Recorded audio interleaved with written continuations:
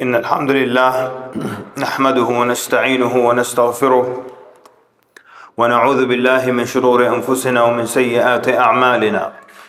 من يهده الله فلا مضل له ومن يضلل فلا هادي له، وأشهد أن لا إله إلا الله وحده لا شريك له، وأشهد أن محمدا عبده ورسوله. يا أيها الذين آمنوا اتقوا الله حق تقاته ولا تموتن إلا وأنتم مسلمون. يا أيها الذين آمنوا اتقوا الله وقولوا قولا سديدا يصلح لكم أعمالكم ويغفر لكم ذنوبكم، ومن يطع الله ورسوله فقد فاز فوزا عظيما. أما بعد، فإن أصدق الحديث كتاب الله، وأحسن الهدي هدي محمد صلى الله عليه وسلم، وشر الأمور محدثاتها، وكل محدثة بدعة، وكل بدعة ضلالة، وكل ضلالة في النار. Brothers and sisters in Islam, the title of our khutbah today is In Defense of Marriage. And we wanted to begin with how Allah subhanahu wa ta'ala regards marriage. And Allah Azza wa Jal regards marriage as one of His great creations, or one of His ayat. And we see this in Surah Ar-Rum. Allah subhanahu wa ta'ala is mentioning the great things that He has created. And so Allah Azza wa Jalla says, يُخْرِجُ الْحَيَّ مِنَ الْمَيِّتِ وَيُخْرِجُ الْمَيِّتَ مِنَ الْحَيِّ. Allah brings the living out of the dead and the dead out of the living. وَيُحْيِي الْأَرْضَ بَعْدَ مَوْتِهَا وَكَذَلِكَ تُخْرَجُونَ. And Allah subhanahu wa ta'ala brings life to the earth, and in the same way He resurrects you. So we're seeing creation, life, death, giving life to the earth, and resurrection. All these are great signs of Allah Azza wa Jal. Then in the next verse, verse 20, وَمِنْ آيَاتِهِ أَنْ خَلَقَكُم مِّن تُرَابٍ ثُمَّ إِذَا أَنْتُمْ بَشَرٌ تَنْتَشِرُونَ.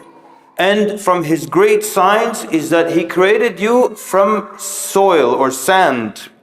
Then you develop into full human beings and you disperse about the earth.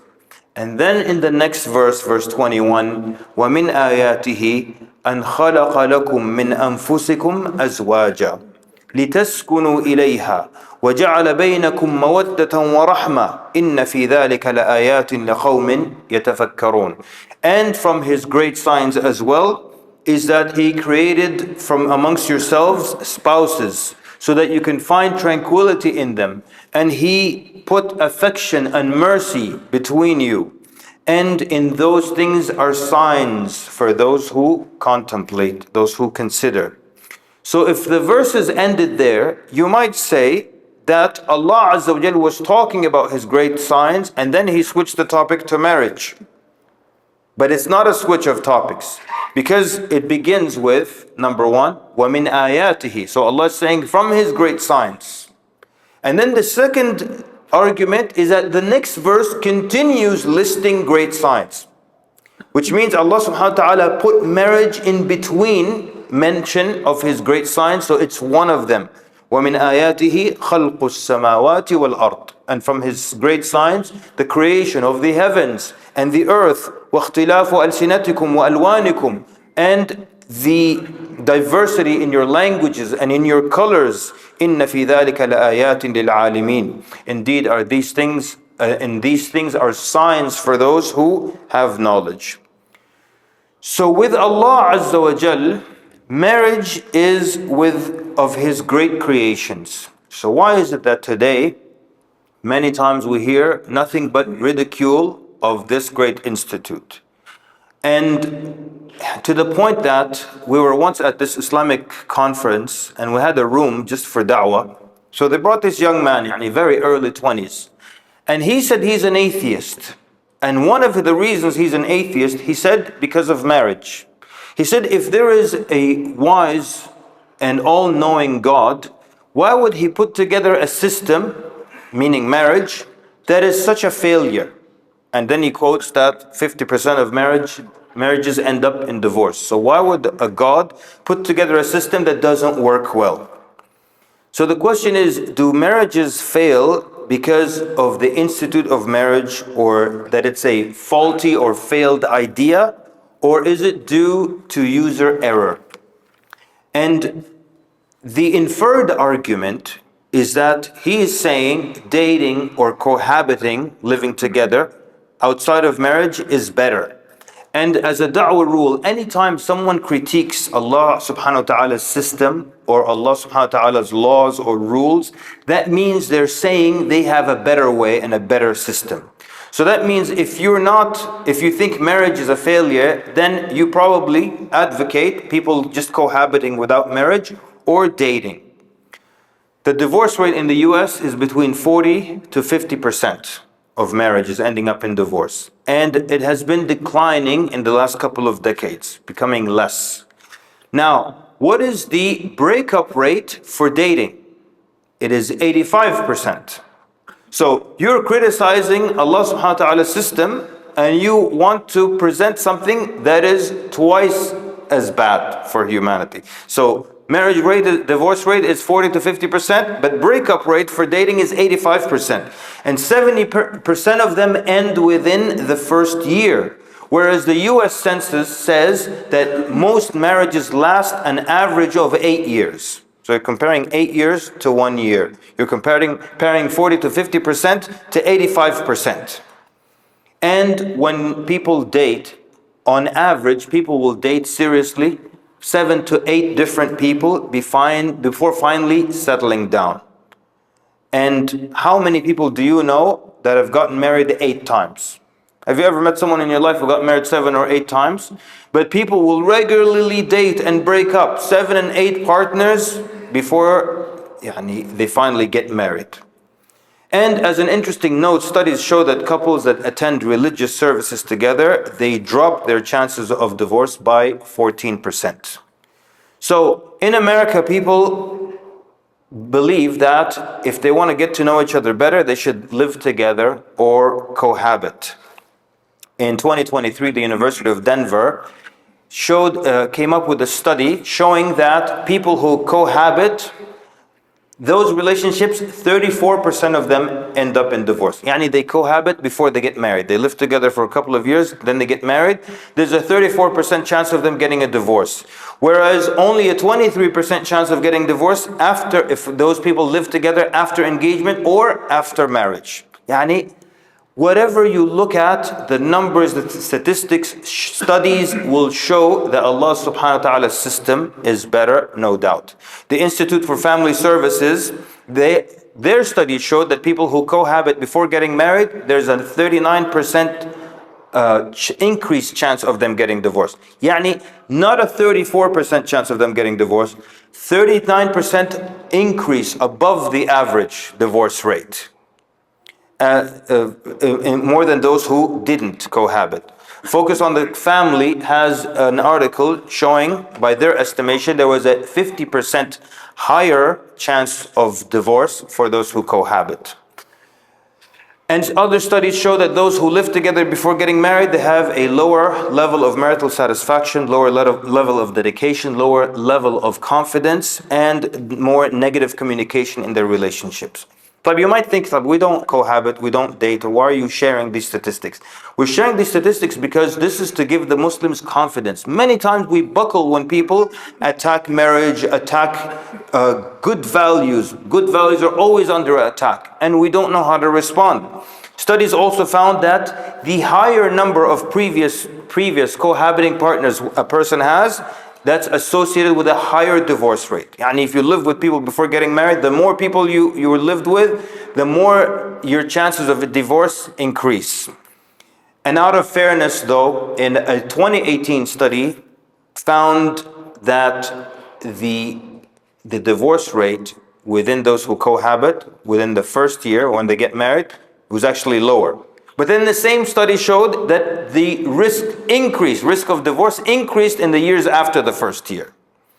So mind you, we're not getting into other statistics. We could spend a whole lecture on the crime rate, how it increases in areas of broken families or single parents, or that a child born to a teenage mother is 3 times more likely to end up in jail or have a lower level of education and eventually end up with a lower level of income. The statistics all, of course, indicate. And one thing is for sure, that no one will ever come up with a better system than the one that Allah subhanahu wa ta'ala put in place.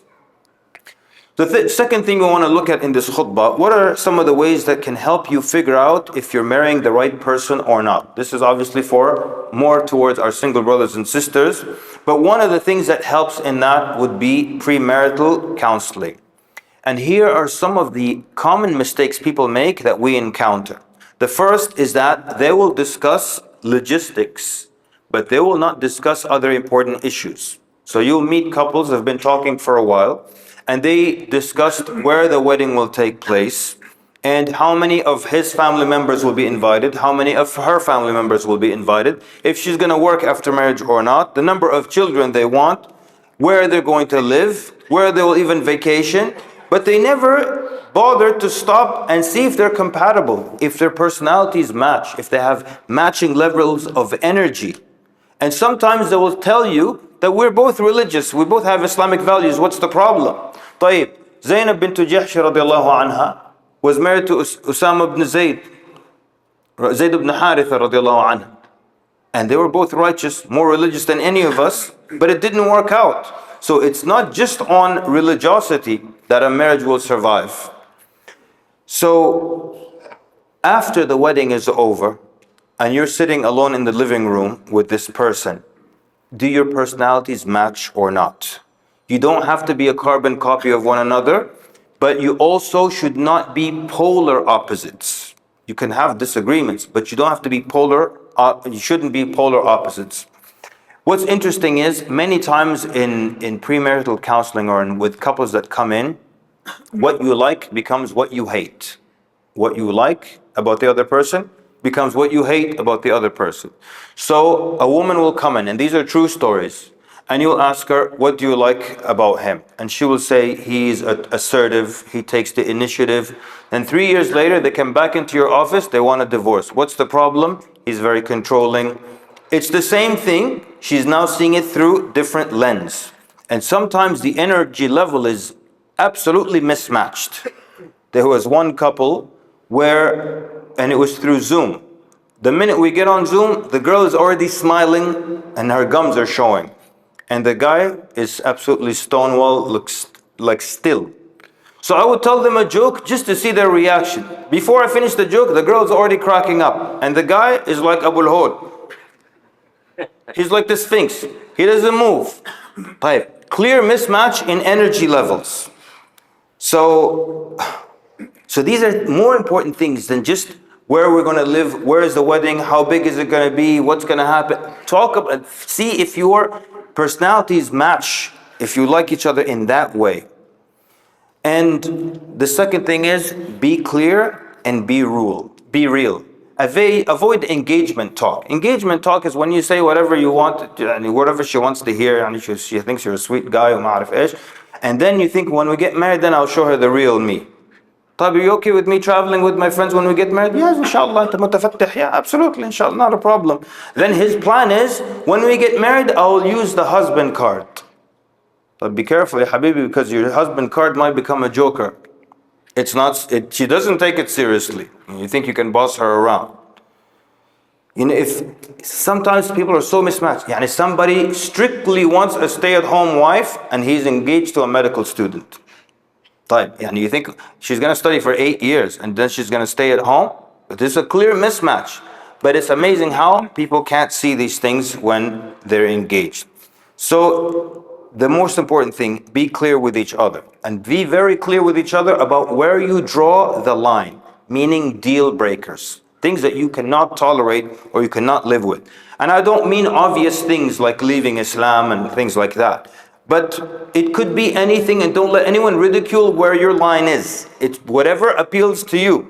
There was one brother, he is interested in marrying a sister, and he told her, if your feet show, I'll divorce you. And she clearly said, that's a deal breaker for me, and they parted ways.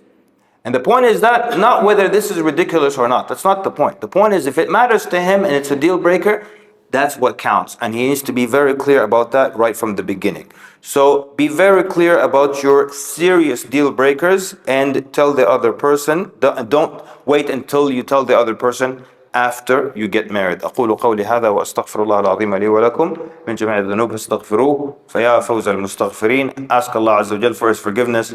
Indeed, those who ask for His forgiveness shall prosper.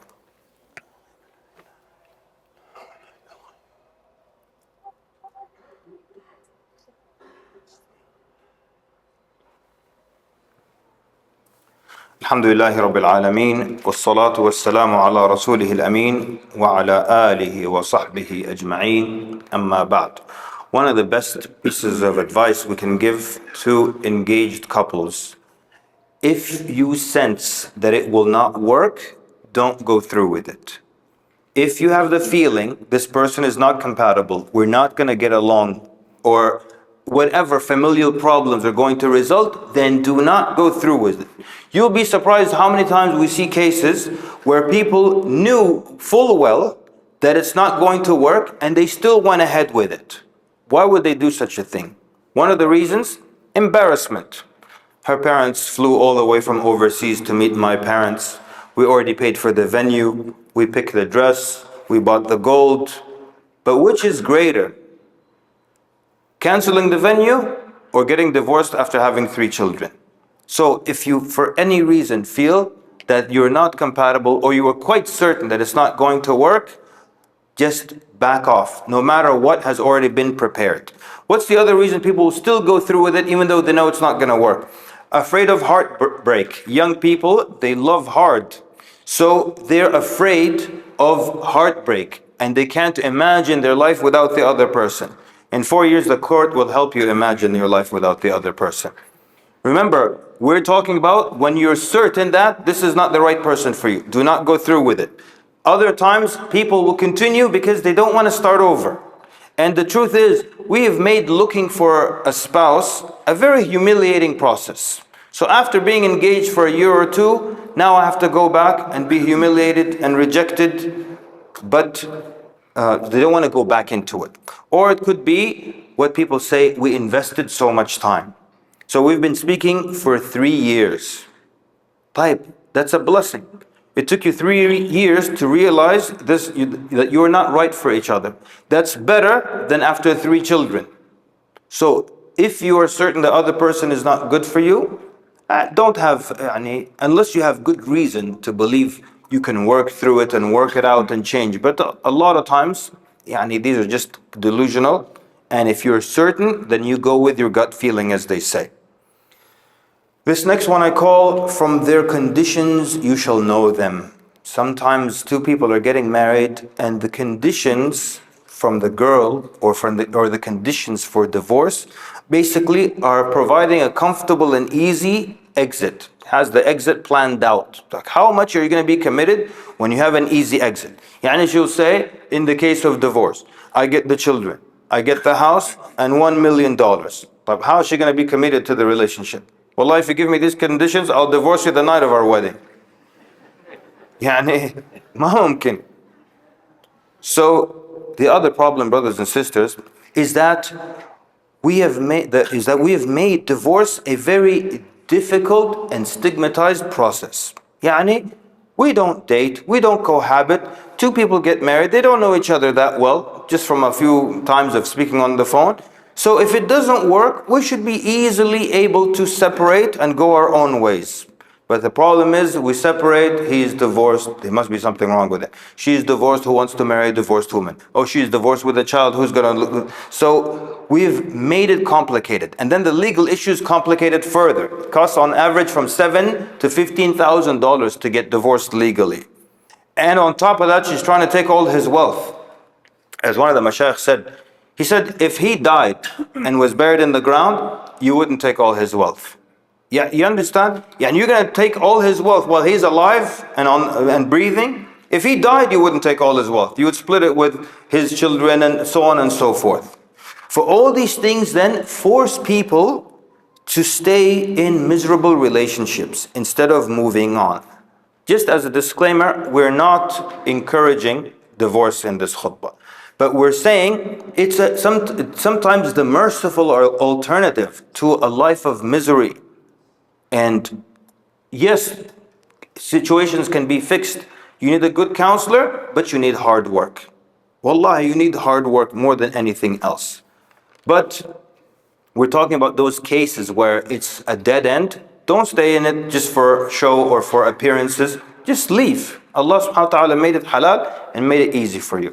With that, we ask Allah Azza wa Jal to put tranquility and peace in our homes, and to put affection and mercy between spouses, and to grant us better communication, and to grant us better understanding, and to make us of those who see and hear the truth as clear truth and follow the best of it, and to make us of those who recognize falsehood as clear falsehood and abstain from it. اللهم أرنا الحق حقا وارزقنا اتباعه وأرنا الباطل باطلا وارزقنا اجتنابه. اللهم لا تجعل الدنيا أكبر همنا ولا مبلغ علمنا ولا إلى النار مصيرنا. اللهم ارفع ما حل بإخواننا المستضعفين في غزة. اللهم فك حصارهم وفرج همهم ونفس كربهم وعاف مبتلاهم واشف مرضاهم واجبر كسرهم وداوي جرحاهم واقبل شهداءهم. اللهم كن لهم عونا ونصيرا. اللهم كن لهم عونا ونصيرا. اللهم أبرم لأمة الإسلام أمر رشدا يعز فيه أهل طاعتك ويهدى فيه أهل معصيتك ويؤمر فيه بالمعروف وينهى فيه عن المنكر يا سميع الدعاء. وصلى اللهم وبارك على مبعوث رحمة للعالمين وعلى آله وصحبه أجمعين. وقوموا إلى صلاتكم يرحمكم الله.